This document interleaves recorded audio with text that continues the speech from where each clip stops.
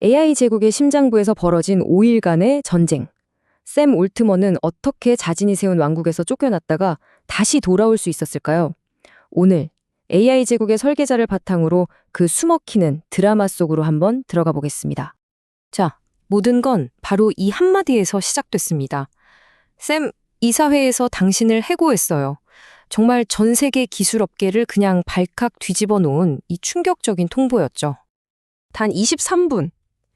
아니, 이 짧은 화상통화가 앞으로 5일 동안 펼쳐질 그야말로 어마무시한 기업전쟁의 서막이 될 줄은 이때는 정말 아무도 몰랐습니다. 아니, AI 혁명의 상징, 실리콘밸리의 황태자라고까지 불렸는데 대체 왜, 그리고 어떻게 자기가 만든 제국에서 하루아침에 쫓겨날 수가 있었을까요? 공식적으로 내놓은 해고 사유는 더 황당했습니다. 솔직함이 부족했다. 이게 다였어요. 너무 모호하잖아요? 그러니까 회사 안팎에서는 온갖 추측이 난무하고 그야말로 대혼돈이 시작된 거죠. 이 갑작스러운 말도 안 되는 쿠데타를 제대로 이해하려면요. 이 이야기의 중심에 있는 설계자, 바로 샘 올트먼이라는 사람이 어떤 인물인지부터 들여다봐야 합니다. 올트먼의 이 거대한 야망은요, 정말 어릴 때부터 시작됐습니다. 8살 때 처음으로 매킨토시 컴퓨터를 선물 받았는데 그걸 보면서 이런 생각을 했대요. 언젠가 이 기계가 생각할 수 있을 거야. 네, 이 어린 시절의 꿈이 그의 평생을 관통하는 목표가 된 겁니다. 그리고 그의 성공 가도는 뭐랄까, 그야말로 빛의 속도였죠. 스탠퍼드를 중퇴하고 창업가로 시작해서 실리콘밸리에서 가장 영향력 있는 투자사 중 하나인 Y 콤비네이터의 회장 자리에 오르기까지 정말 거침이 없었습니다.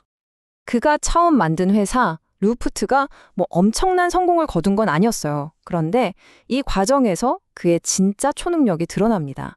그게 뭐냐면 바로 사람들을 연결하고 결국에는 거래를 성사시키는 이 네트워킹 능력이었던 거죠.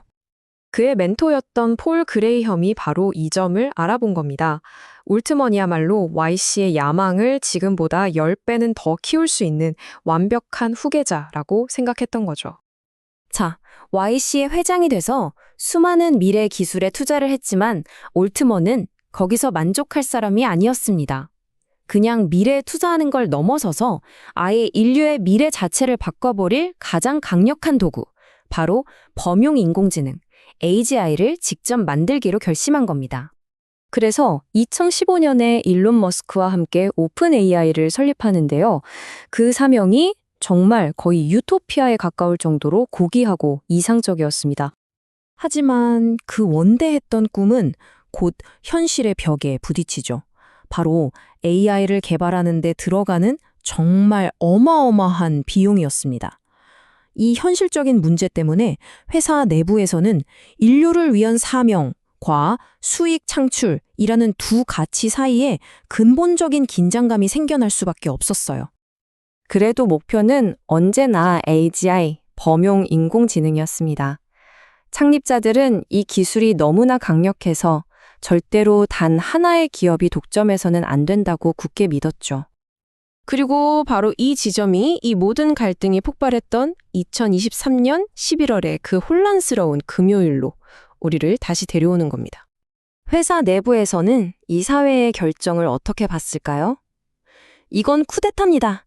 긴급회의에서 한 직원이 이렇게 외쳤다고 해요. 신중하게 내린 결정이 아니라 그냥 적대적인 권력 찬탈로 본 거죠. 이 쿠데타를 이끈 인물은 다름 아닌 수석과학자 일리아 수축해버였습니다. 그는 AI가 인류에게 실존적인 위협이 될 수 있다고 믿는 이른바 효율적 이타주의 운동의 신봉자였어요. 그래서 그는 올트먼의 이 공격적인 상업화가 결국 인류를 위험에 빠뜨릴 거라고 생각했고 자신이 그걸 막아야 한다는 어떤 사명감 같은 걸 느꼈던 겁니다. 하지만 직원들 입장은 좀 달랐습니다. 그들에게는 훨씬 더 현실적이고 아주 중요한 문제가 걸려 있었거든요. 바로 860억 달러. 이게 뭐냐면 곧 있을 주식 매각 딜에서 평가받을 회사의 가치였습니다. 이 딜이 성사되면 많은 직원들이 말 그대로 백만장자가 될 수 있었던 거죠. 그런데 올트먼이 해고되면서 이 모든 게 물거품이 될 위기에 처한 겁니다. 그러니 직원들의 이해관계가 올트먼과 완전히 하나가 될 수밖에 없었죠. 직원들의 반응은 정말 전례가 없었습니다. 고의에 750명에 달하는 전 직원이 서한에 서명을 해요. 이사회가 사임하고 올트먼을 복귀시키지 않으면 우리 전부 다 회사를 떠나겠다고 선언한 겁니다. 이건 뭐 사실상 회사를 마비시키겠다는 거였죠. 여기에 최대 투자자인 마이크로소프트의 압박까지 더해지니까 이사회는 더 이상 버틸 수가 없었습니다. 그렇게 5일간의 혼돈 끝에 샘 올트먼은 결국 승리자가 되어 CEO 자리로 화려하게 복귀합니다. 자, 이렇게 올트먼이 다시 왕좌에 올랐고 그를 몰아내려던 이상주의자들은 밀려났습니다. 그럼 이제 오픈 AI는, 그리고 AI의 미래는 어디로 향하게 될까요? 확실한 건 회사가 근본적으로 바뀌었다는 겁니다. 이사회는 훨씬 더 기업 친화적인 인물들로 채워졌고 안전보다는 상업적 성장을 가속화하라는 명확한 임무를 부여받았죠.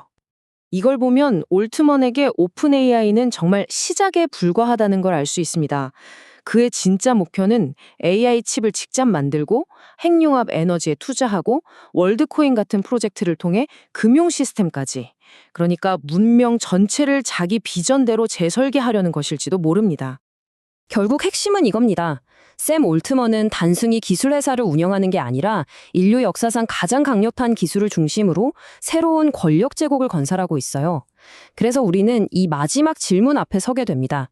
그는 인류에게 신성한 부를 가져다 준 현대판 프로메테우스일까요? 아니면 스스로 나는 세상의 파괴자가 되었다고 말했던 오펜하이머의 길을 걷게 될까요?